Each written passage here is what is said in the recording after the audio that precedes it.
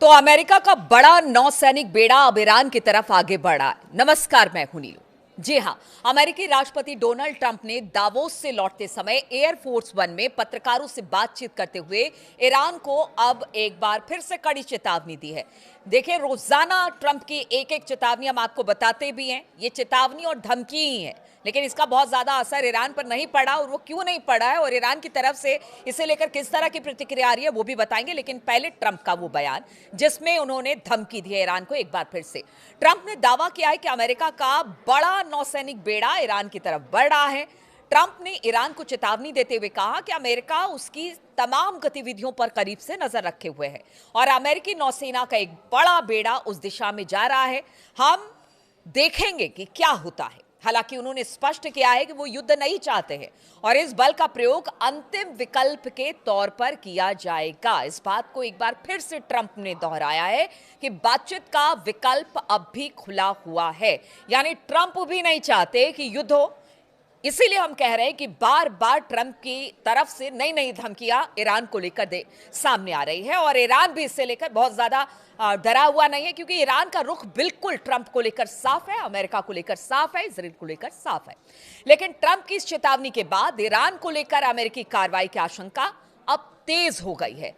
Trump का जो बयान इस दौरान सामने आया वो एग्जैक्ट क्या है वो आपको बताते हैं।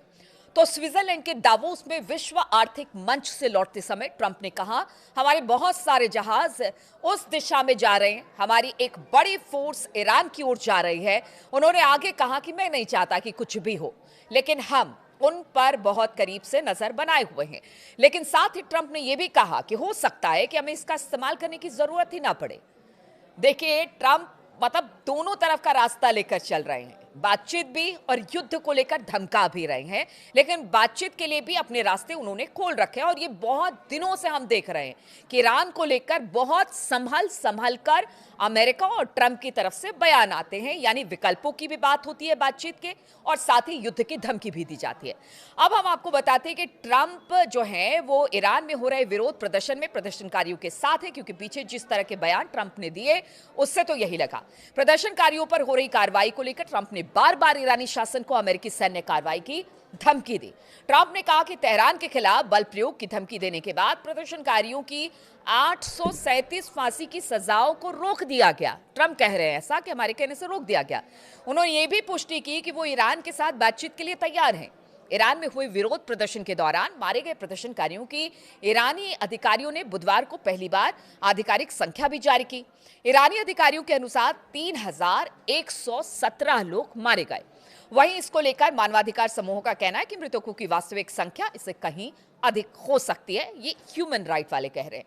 उधर ईरान पर ट्रंप की बहुत बड़ी धमकी अब सामने आ गई है और आपने सुना होगा कि किस तरह की धमकी है और बहुत ज्यादा ट्रंप की धमकी को अब सीरियसली ईरान नहीं ले रहा है। हालांकि तैयारी उसकी पूरी है, क्योंकि ये ट्रंप है, कुछ भी कर सकते हैं, बातचीत करते करते युद्ध छेड़ देते हैं या हमला कर देते हैं। इसलिए ट्रंप पूरी तरह से तैयार है, लेकिन धमकी को धमकी की तरह ले रहे हैं और साथ ही धमकी भी दे रहे हैं, क्योंकि ईरान की संसद ने देश के सर्वोच्च नेता अयतुल्लाह अली खामनेई को कुछ भी होने पर जिहाद छेड़ने की एक चेतावनी दे दी है। संसद ने मंगलवार को यह चेतावनी दी है कि अगर देश के सर्वोच्च नेता पर किसी भी तरह का हमला किया गया, चाहे वो इजराइल की तरफ से या फिर अमेरिका की तरफ से, तो उसका परिणाम जिहाद के रूप में सामने आएगा और एक युद्ध जैसी स्थिति से युद्ध ही माना जाएगा अगर अली खामनेई साहब पर हमला होता है। और यह धमकी ऐसे समय में दी गई है जब अमेरिकी राष्ट्रपति डोनाल्ड ट्रंप ने ईरान में प्रदर्शनकारियों पर सुरक्षा बलों की कार्रवाई को लेकर कई बार चेतावनी दी थी और इसके चलते दोनों देशों के बीच तनाव लगातार बढ़ा हुआ है। रॉयटर्स के अनुसार ईरान में प्रदर्शनकारियों के खिलाफ हिंसा के मुद्दे पर संयुक्त राष्ट्र यानी कि यूएन मानवाधिकार परिषद की आज एक आपात बैठक भी होने वाली है, जिस पर हमारी नजर रहेगी। लेकिन हम आपको बता दें कि आखिर क्यों अमेरिका जो है वो ईरान को धमकी दे रहा है, लेकिन बातचीत का भी खुला रास्ता अख्तियार किए हुए, क्योंकि इस बार देखिए ईरान अकेला नहीं है। हालांकि ईरान की तरफ से इस तरह की तैयारी की गई है कि उसकी तमाम मिसाइलें और एक से एक मिसाइलें जो बिल्कुल अमेरिकी ठिकानों पर, सैन्य ठिकानों पर और इजराइल के अलग अलग जगहों पर, यहां तक कि उनके शहरों की तरफ भी अपना मूल मतलब एक तरह से कह लीजिए कि तैनात कर दी गई है। उनका मुंह, इन मिसाइलों का मुंह इन्हीं सब तरफ है और पूरी तरह से तैयारी है। लेकिन सिर्फ ईरान ही नहीं बल्कि इस बार तो रूस और चीन ने भी एक तरह से कह दिया है कि पूरा समर्थन देने का ऐलान ईरान को कर दिया है। अब ऐसे में कहा जा रहा है कि अगर युद्ध होता है तो फिर ईरान कितने दिन तक टिक पाएगा। तो ईरान के लिए भी ये व्यवस्था कर दी गई है कि देखिए, ईरान अगर युद्ध में उतरता है या किसी तरह से युद्ध का ऐलान अमेरिका और इजरायल की तरफ से किया जाता है तो किस तरह से इस युद्ध को आगे बढ़ाएगा। कहा यह जा रहा है कि चीन, खास तौर पर चीन, रूस और चीन मिलकर जितने भी जो आर्म्स एमुनेशन है वो ईरान को मुहैया कराएंगे और इससे लंबा युद्ध चल सकता है। और इस बात का पता ट्रंप को भी है, इसीलिए ट्रंप ईरान की शक्ति के साथ चीन और रूस की शक्ति को भी देख रहे हैं और इसे कम आंकने की गलती ट्रंप भी नहीं कर रहे हैं। इसलिए बार बार वो चेतावनी देते हैं, धमकी देते हैं, लेकिन खुले तौर से वो इस बात को भी कहते हैं कि देखिए, हमने अभी भी एक बातचीत का मार्ग खुला रखा है, यानी बातचीत का रास्ता खुला रखा है और बातचीत हम करना चाहते हैं। अगर ईरान सारी बातों पर मान जाता है तो फिर बातचीत के रास्ते के जरिए हम तमाम जो भी दिक्कतें हैं, खासतौर पर जो इस वक्त परमाणु कार्यक्रम ईरान का चल रहा है उसको लेकर इजराइल हो या फिर अमेरिका हो लगातार बयानबाजी करता रहा है, उसके तुरंत प्रोग्राम को बंद करने की बात कहता रहा है, तो वो सारी बातें हो जाएंगी। और जिस तरह से वहाँ पर प्रदर्शनकारी हैं उन पर ईरानी सेना की तरफ से या फिर जो उनकी सेना है उसकी तरफ से जो इस वक्त कहा जा रहा है कि दमनकारी नीति अपनाई जा रही है, उसको लेकर भी ट्रंप तमाम तरह के बयान दे रहे हैं। लेकिन साथ में ये कह रहे हैं कि अब हालात पहले से बेहतर है।